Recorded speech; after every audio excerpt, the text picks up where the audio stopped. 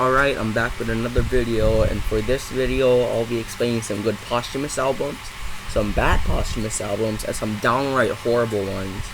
Anyways, for this listing we gotta set some criteria. It has to be posthumous, obviously, so it's like right after they died. And also I gotta add 2 examples from each column of this list. So yeah, anyways, let's get started with the good albums.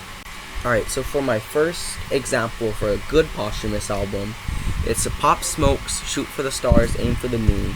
And this is a really great album put together by Pop Smoke himself and his team.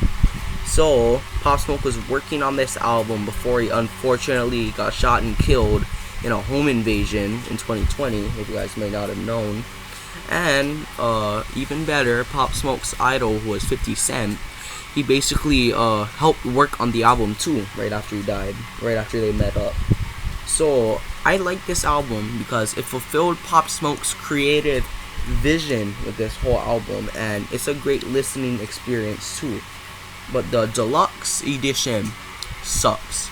It's completely horrible, full of bloat. It gave us songs like Be Clear and Hotel Lobby, not to be confused with the Migos song. The Migos song is amazing, but yeah, it just gives us those horrible albums. And it also gives like 15 new songs, making the album 34 songs, and that's longer than it already was. But let's get back on track. So the songs in the album were amazing, and it had songs like What You Know About Love, which showed a side of Pop Smoke which, you know, we didn't even see before. Yeah, I was shocked when I first heard it too. But anyways, there's duds on it too. But most of the duds are on the deluxe edition.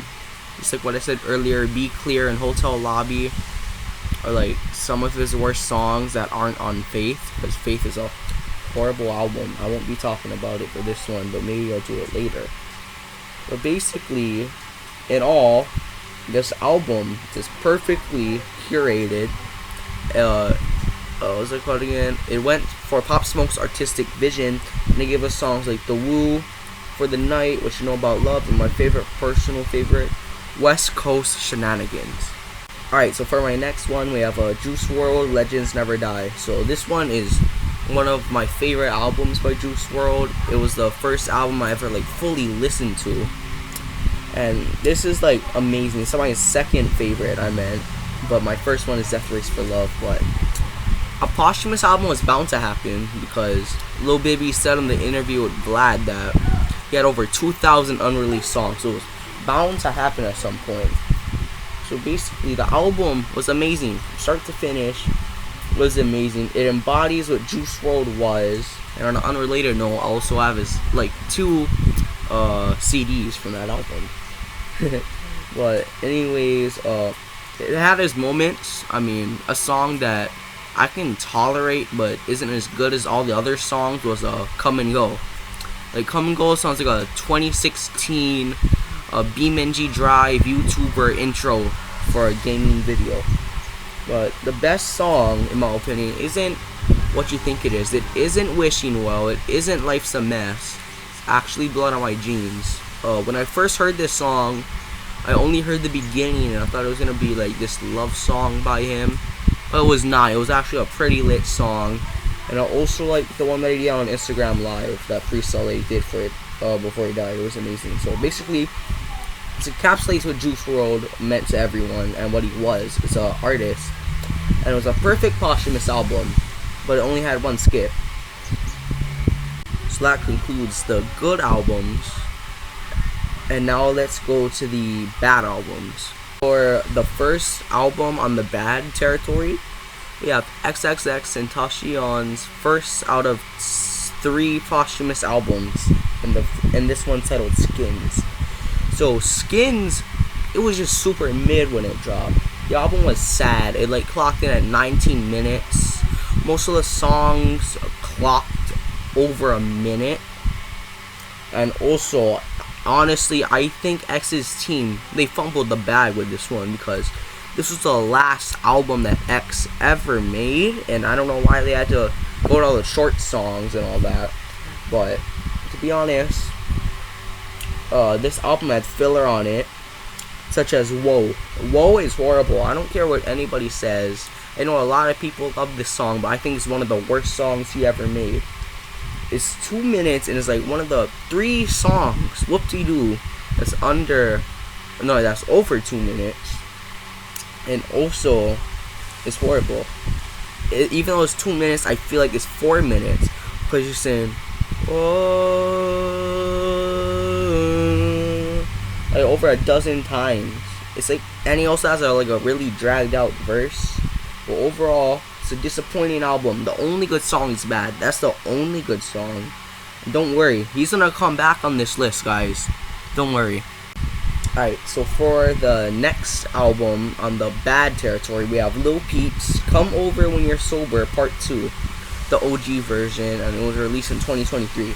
This album's horrible, man. Like, I don't mind Lil Peep. I only like Save That Shenanigans. You know, it's a pretty good song. But it's a cash grab.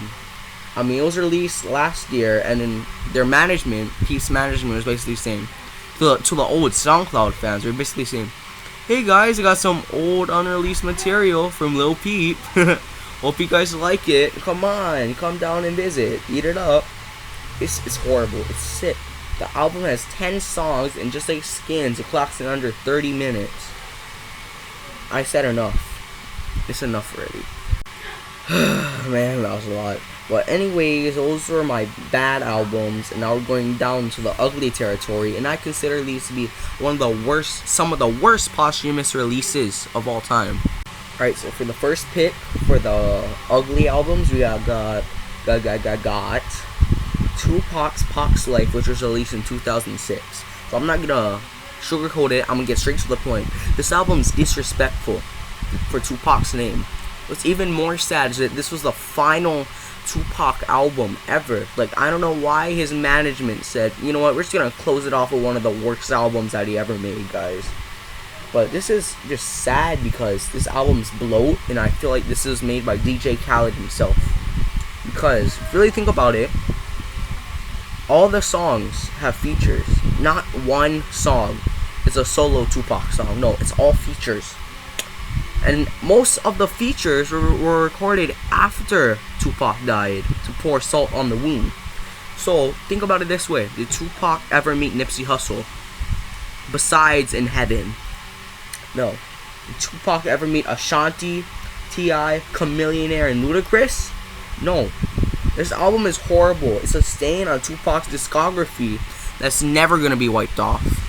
The definition of the worst posthumous album that has ever been released in the history of albums has to be XXXTentacion's Bad Vibes Forever. Like, you guys knew I would add this, okay? This album is depressing, it's full of bloat, and the track list is 25 songs long. It's too much for me. And it features people you didn't even know, like Joyner Lucas, Tory Lanez, and Blink-182, man. This album was horribly curated. It had some of the worst songs known to man on there, like School Shooters and Chase Glass Shards. But Chase was like really sad because that was the last song X ever worked on, ever recorded, and they made that turn to one of the worst songs ever. And the song was just so hard to hear. Wait, when I heard this, it was hard to hear, man. Figuratively and literally, because this was like really, really, really bad.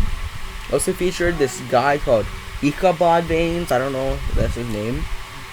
But the album also took verses that he had on other songs and voice memos.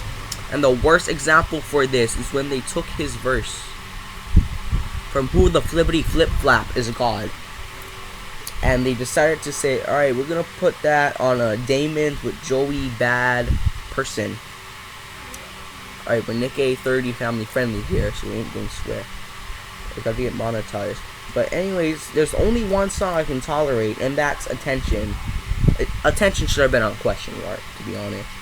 But in all, this album is disrespectful to its legacy and should have been kept in the vault. Before I went, I was thinking, I really hated on X for this whole video, man. Just to tell you guys about this honorable mention for one of the best, because I don't want you X fans to be mad at me. Alright, so my honorable mention for the greatest posthumous albums is XXXTentacion's Look at Me, the album. So basically, this album is just amazing. It's a compilation album of his older and newer songs, but it encapsulates like his musical journey. And this is shocking because this was a soundtrack from his documentary of the same name. This album has songs I consider one of his best, how do I say this? Flip, featuring Ski Master, Slump God, Vice City, and one of his best songs of all time, Let's Pretend We're Numb. Thanks to the album, we got True Love with Kanye West. So yeah, that was really a blessing. And this album is so great that I would spend my Vegas money that I've been saving up just to buy a CD from this album. But yeah, basically, that's it. See ya.